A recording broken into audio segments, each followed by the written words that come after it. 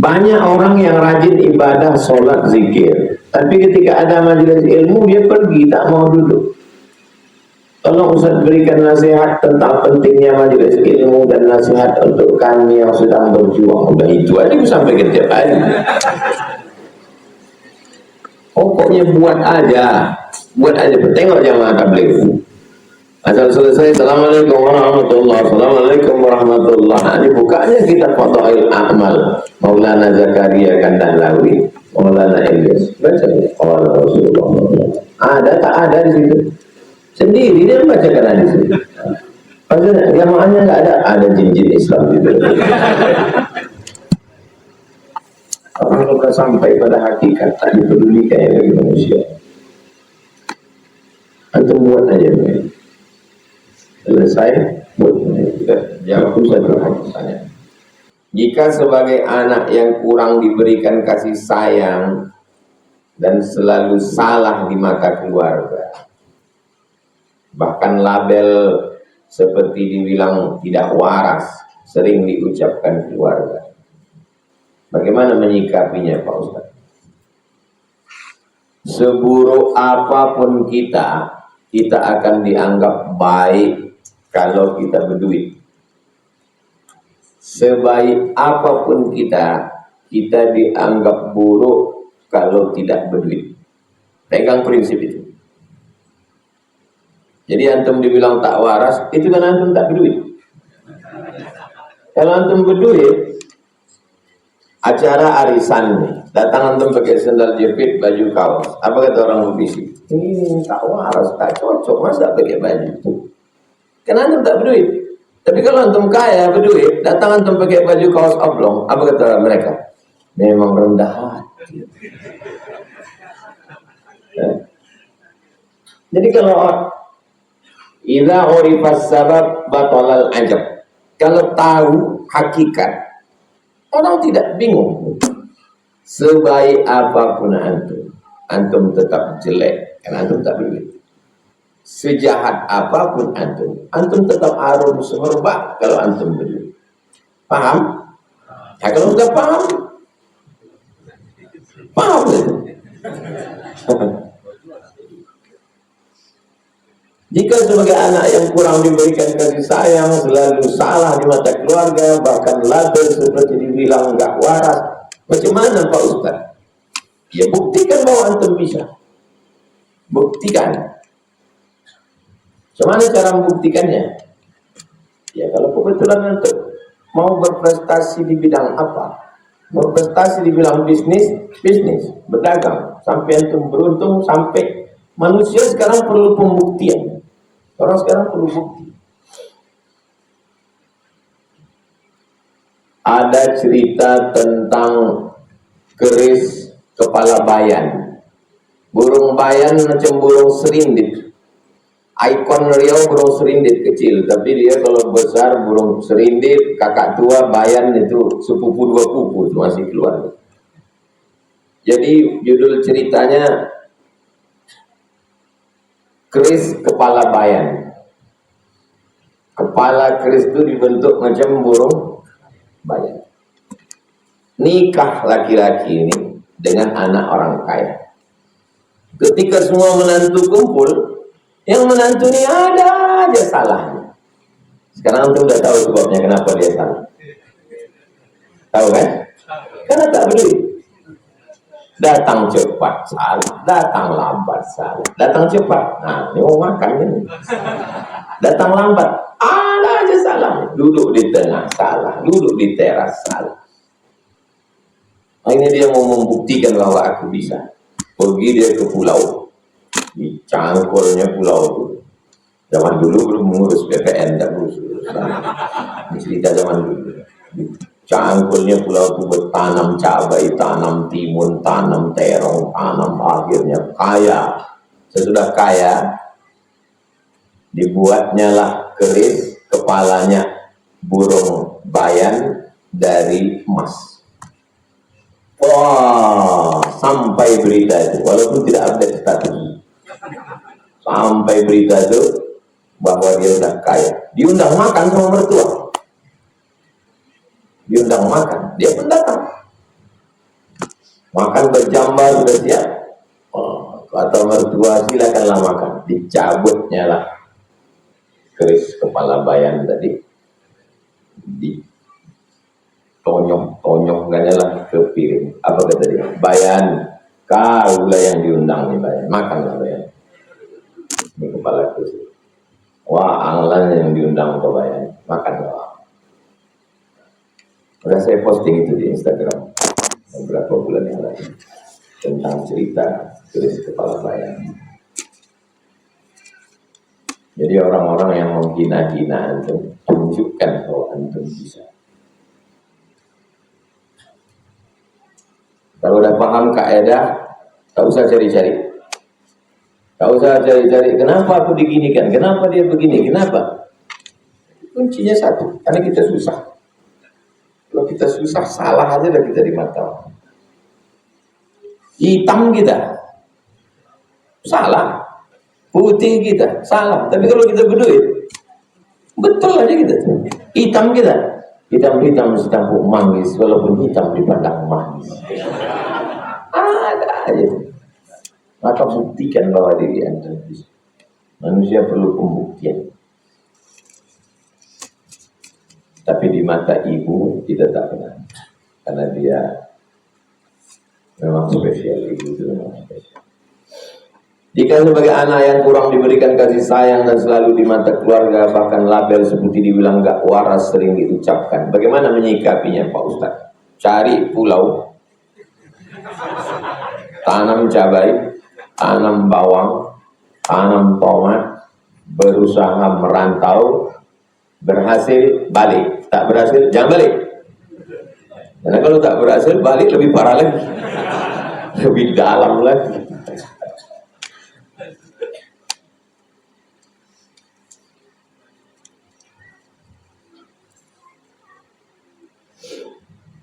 Bolehkah kita mengorbankan orang tua? Berkorban untuk orang tua. Bahasa Indonesia pun salah. Bolehkah kita berkorban untuk orang tua? Mengorbankan orang tua menjemboli orang tua.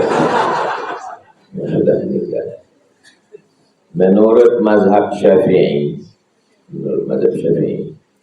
berkorban untuk orang tua itu kalau orang tua itu meninggalkan wasiat.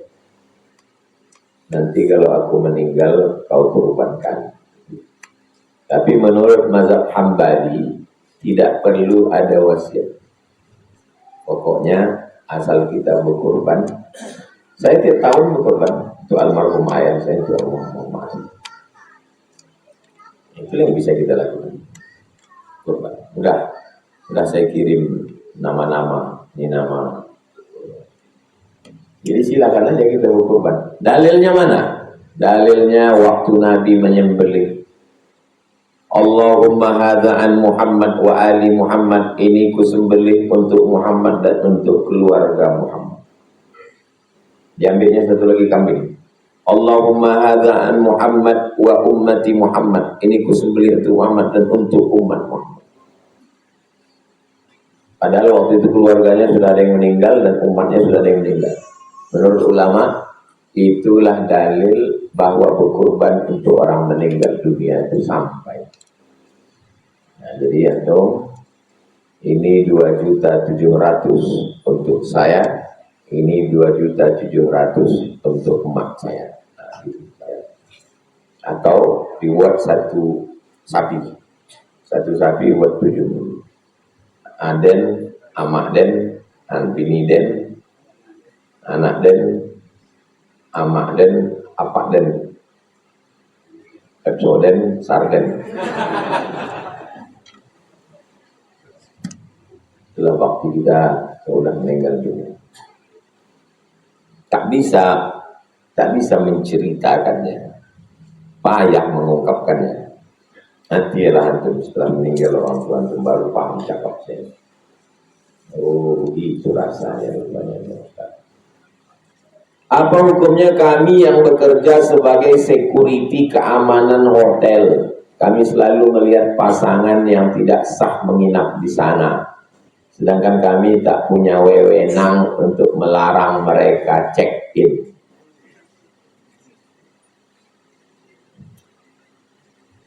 Pindah ke hotel syariah yang mewajibkan menyerahkan KTP dan surat nikah. Man ra'a minkum mungkaran, siapa di antara kamu yang melihat kemungkaran, falyughayyirhu biyadihi, robah dengan tangan. Punya pistol, punya pentungan yang mestinya dipakai untuk mencegah kemungkaran, dia pula mengamankan.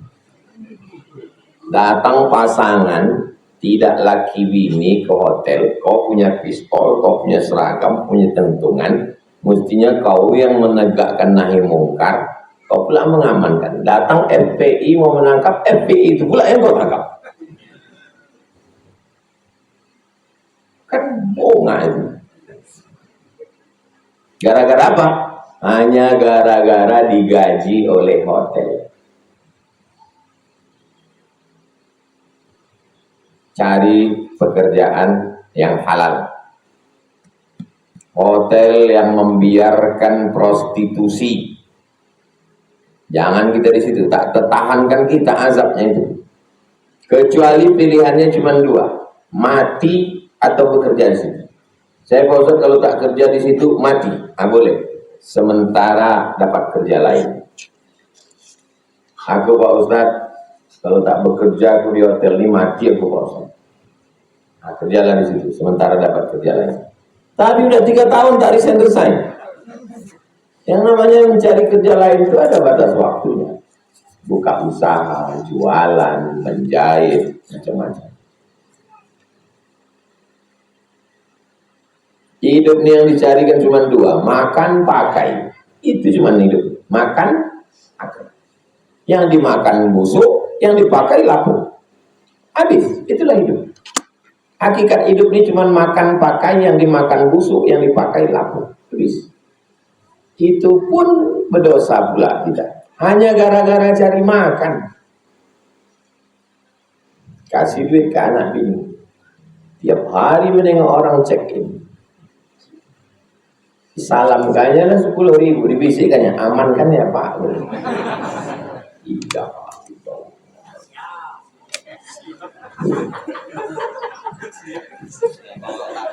Ya Allah, selamatkanlah umat Nabi Muhammad. Selamatkan anak cucu kami dari bahaya. Hadis tentang memperpendek khutbah dan memperpanjang sholat, apakah suatu keharusan atau hanya sekedar anjuran? Kalau wajib, keras perintahnya wajib. Tidak keras perintahnya sunnah. Antara keras dan tidak keras sunnah muakkad. Memanjangkan ayat dan memendekkan khutbah bukan wajib, sunnah. Jadi kalau ada nanti khotib khutbahnya pendek, saya tidak pernah khutbah lewat dari 20 menit. Baik tertulis ataupun tak tertulis di situ, saya tetap 20 menit dan sampaikan yang penting-penting saja.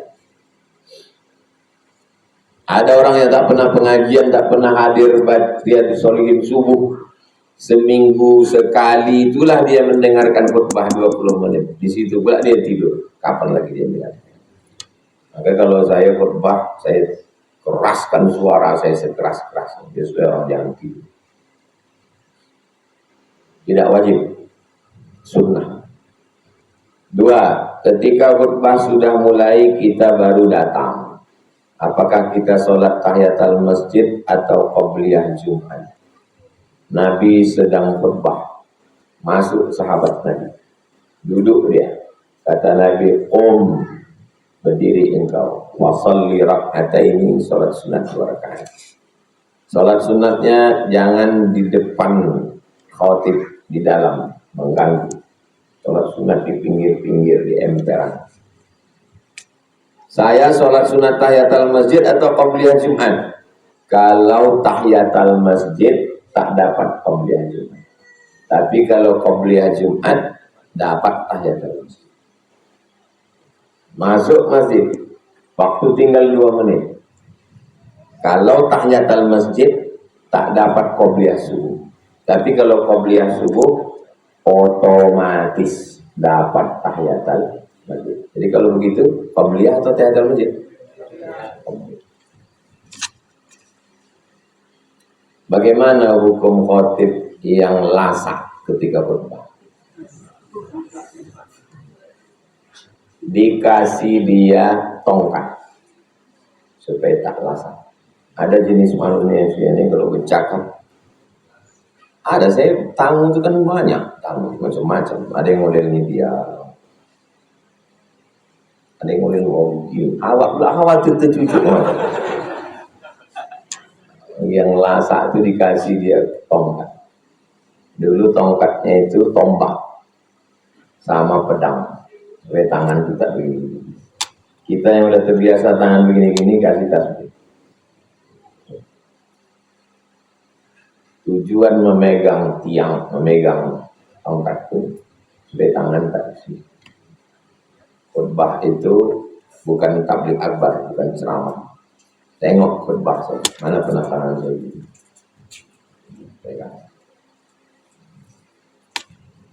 Tapi kalau dia bergerak sampai begini-begini tidak sampai batal, tidak haram, hanya sekedar makruh.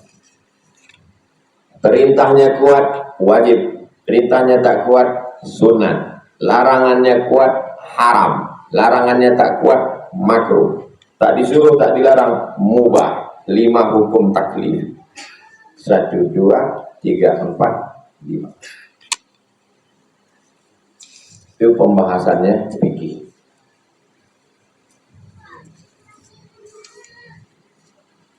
Ketika sedang sholat berjamaah, saya teringat ibu. Saat itu juga air mata saya menetes. Apakah batal sholat saya, Pak Ustaz?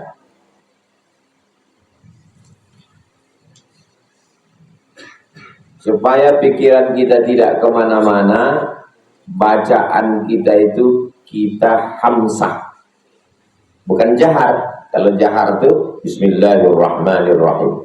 Kalau hamsah, diagak-agak didengar telinga kita.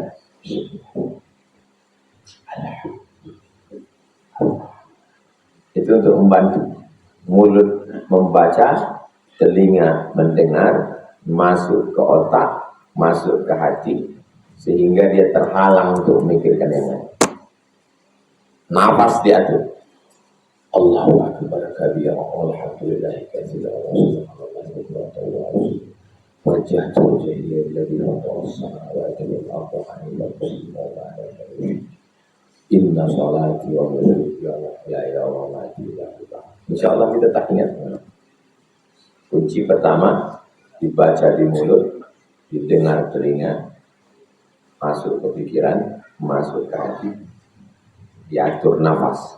Yang membuat kita bisa pikir kemana-mana itu kalau tak kita baca di mulut, nafas tak diatur, mulut kita diam. Nah itulah bisa balik ke kampung, jumpa sama emak, nangis pula. Seandainya waktu sholat itu menangis, apakah batal sholat? Tidak batal. Karena kalau batal sholat karena menangis, berarti batallah sholat orang di Masjidil Haram. Syekh Abdurrahman Sudes asal lewat ayat neraka nangis. Kullama nadijas juluduhum baddalna juludan ghairaha liyadhuqul azab. Ketika kulit mereka gosong melepuh karena api neraka, kami ganti dengan kulit yang baru supaya mereka merasakan azab. Menangis imam. Tidak batal. Kebetulan posisi ibu dengan saya berjauhan, Pak Ustaz.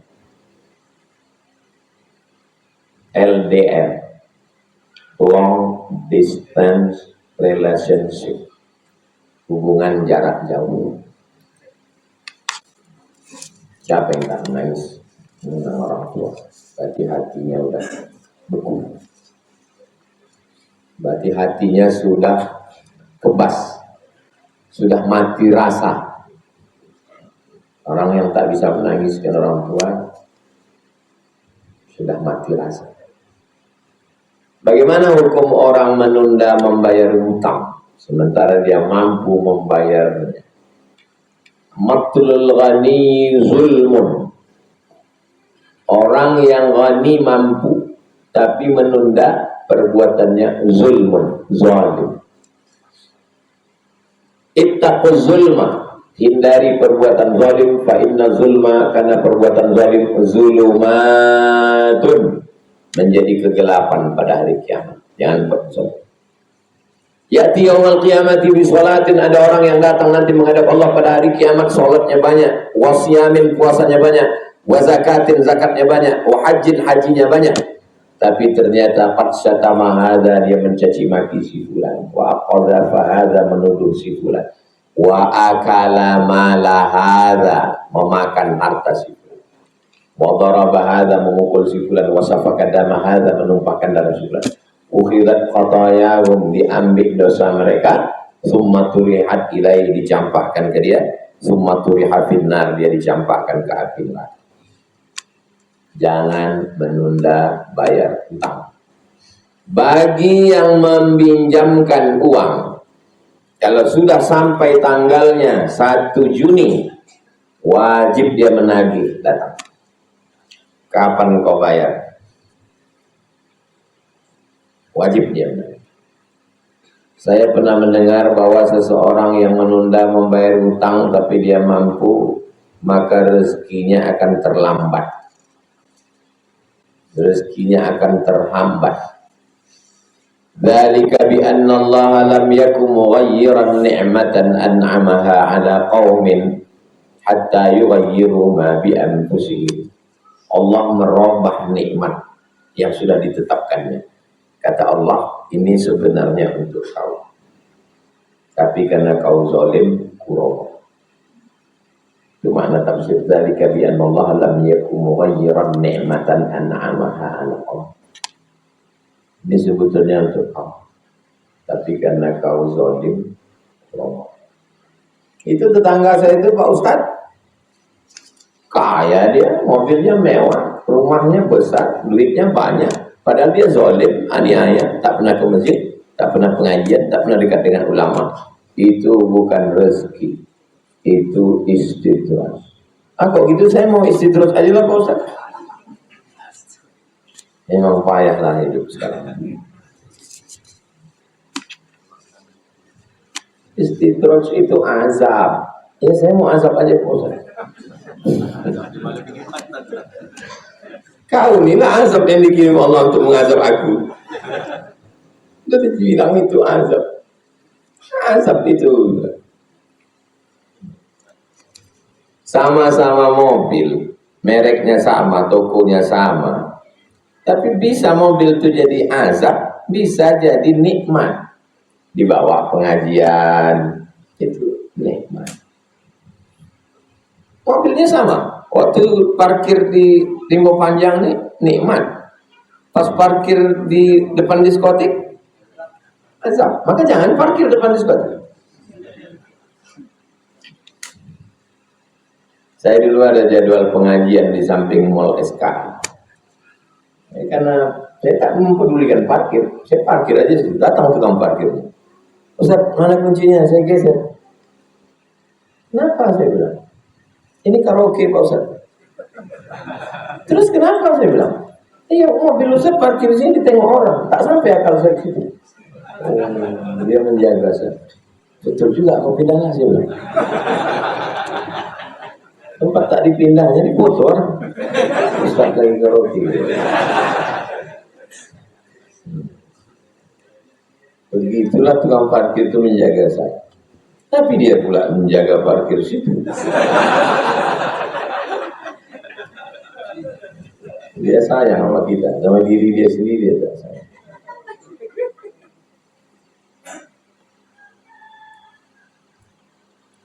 Di tempat kami sedang berjuang menghidupkan majelis ilmu.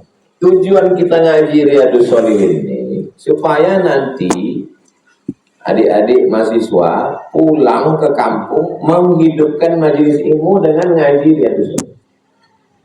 Lupa penjelasannya, buka balik video yang nomor berapa. dapat insya Allah, ada semua dijamin. Nanti pas hatam kita ijazahkan,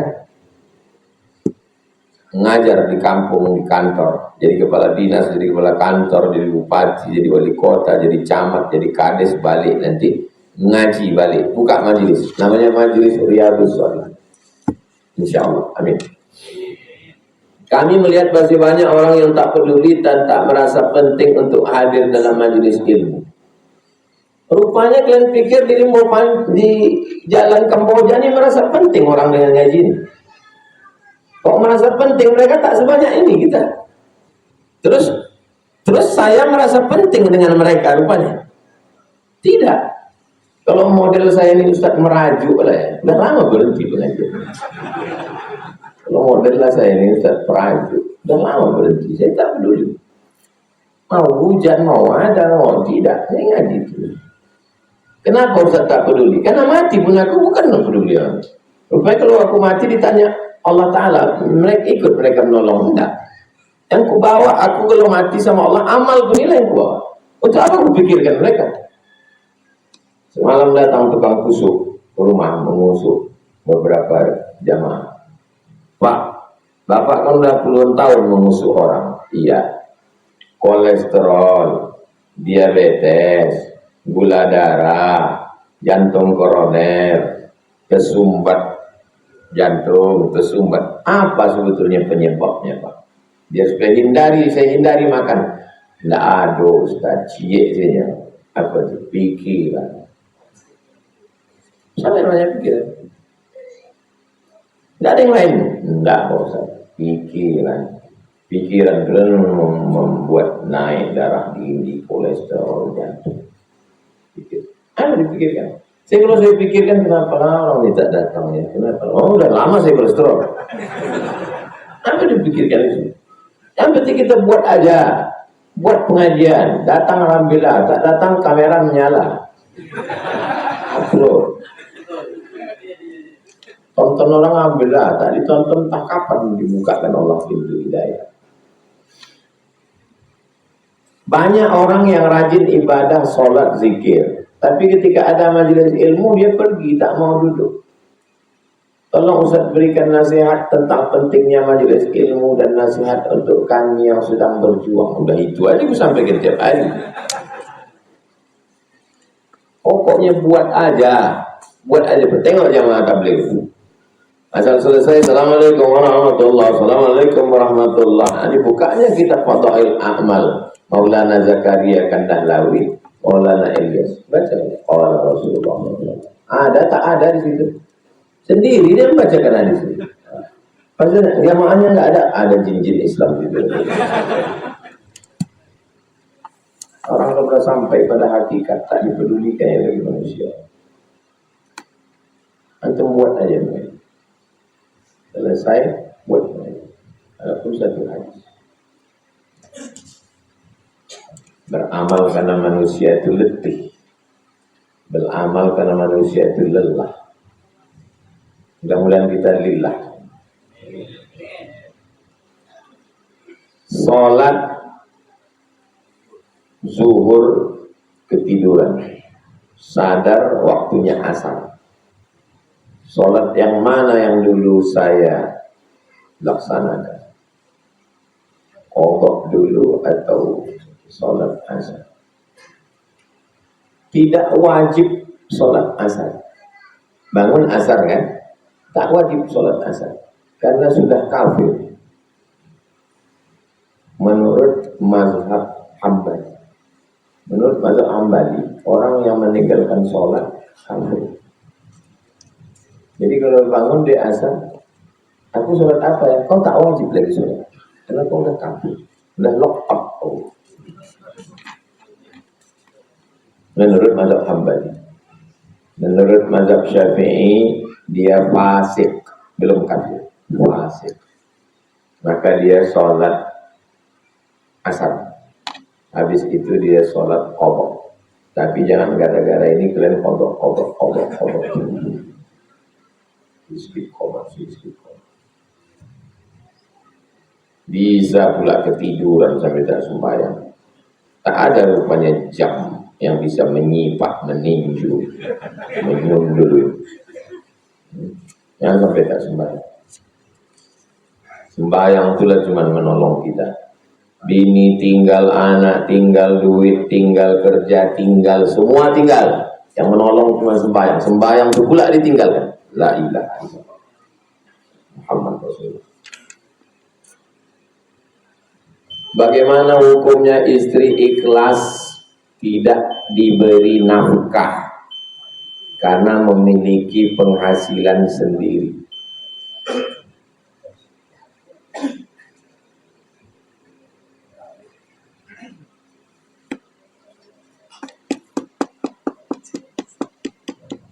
Dia menggugurkan haknya. 1 bulan dia dikasih 3 juta untuk makan, pakai, tempat tinggal, pendidikan, perhatian. Makan, beras, minyak, gula, cabai, pakai, ganti baju, jilbab, kaos kaki, dan seterusnya. Tempat tinggal, angsuran rumah atau kontrakan, pendidikan untuk guru mengaji, perhatian, skincare. Lalu dia menggugurkan haknya. Kata dia, bang, abang mau ngasih aku 3 juta, warisan ayahku 300 juta sebulan. Jadi yang 3 juta itu untuk simpan abang lah, untuk modal-modal, mana tahu nanti kapan abang ku campakkan. Nah, tengoknya lama-lama muak juga. Maka dia sedang menggugurkan hak dia. Apa hukum kita menggugurkan hak? Maka terhitung sebagai sedekah. Dia 3 juta itu sebetulnya bagusnya diambil dulu. Diambil. Udah aku ambil ya bang ya, ini punya aku ya. Habis itu baru dikasihnya. Ini aku bayarkan ke abang sebagai zakat. Aku kan dapat 3, aku kan sebulan dari kebun sawit ayahku 300 juta. 100 juta itu kan zakatnya 2,5 juta. Nah, jadi zakat aku 7,5 juta. Nah, dari ini untuk abang 3 juta, ini ku tambah lagi 4,5 juta. 7,5 juta zakat. Boleh suami, boleh istri berzakat ke suami. Kalau suaminya masuk 8 asma. Bisa saja terjadi. Zaman sekarang, suami kena PHK, istri punya laundry, punya kuliner, punya usaha, maju. Dulu waktu istrinya buka usaha, dia tak mau nolong. Padahal kalau mau, mereka kan bisa kerjasama, bagi hasil, mudharabah, dia tak mau. Pas berhasil, ya jadi asnaf tuh. Berapa ukuran memberi nafkah yang sesuai standar dalam Islam? Wa ashiruhunna bil ma'ruf. Pergaulilah mereka bil ma'ruf, dengan baik. Kenapa tidak bil khair? Kenapa tidak bil hasan? Kenapa tidak bil jayyid? Kenapa tidak bil tayyib? Kenapa tidak bil mumtaz? Kenapa tidak bil ahsan? Kenapa dipakai kata bil ma'ruf? Karena ma'ruf itu diambil dari kata urf. Urf. Dasar pengambilan hukum dalam Islam ini 10. Quran, hadis, ijma', qiyas, sadduz zara'i, qaulus sahabi, istihsan, istishab, syar'u ma qablana. Urf. Urf artinya kebiasaan. Wa asyiruna bil ma'ruf, pergaulilah mereka menurut kebiasaan. Menurut kebiasaan orang di Pekanbaru.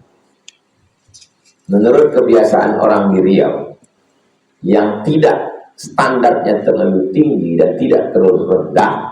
Bukan anak pejabat, bukan anak orang kaya, bukan anak bangsawan, bukan anak Wan Said Tengku.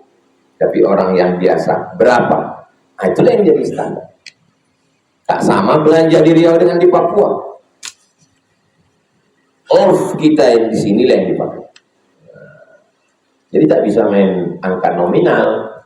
Makanya tak ada kuah mengeluarkan angka nominal karena bil urf, bil ma'ruf, menurut standar kita di Rimbo Panjang ini berapa? Nah, bayarkan. Itulah kaji kita subuh ini. Di akhir majelis mari kita berdoa mudah-mudahan kita bisa berbakti ke orang tua, berbuat baik kepada keluarga, berlapang dada kalau mendapatkan respon yang kurang. Semakin besar ekspektasi, semakin besar kekecewaan.